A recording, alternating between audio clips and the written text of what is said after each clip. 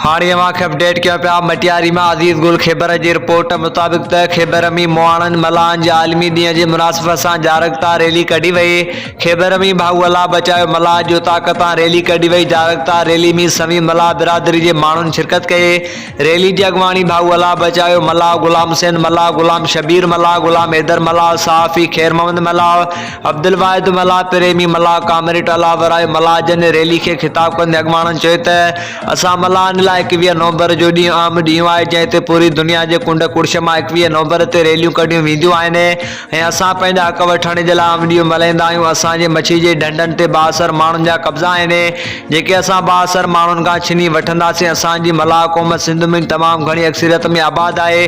तव्हांखे हंधि मलाह क़ौम नज़र ईंदी। असांजो सिंध में वॾो वोट बैंक आहे। सिंध जे मलाह बिरादरी खे भाईचारो वधाइकु थियणु घुरिजे जीअं इलेक्शन जे टाइम ते भी पंहिंजे मलाह क़ौम जे नौजवाननि खे अॻियां आणणु घुरिजे ऐं उन्हनि जवाननि की पूरी मदद करणु घुरिजे जीअं पंहिंजा हक़ वठी सघजनि। पंहिंजी औलाद के तइलीम ॾियारियो। तइलीम हिकु वॾो हथियार है जंहिंजी ज़रूरत ते तव्हां पंहिंजा हक़ हासिल करे सघो था।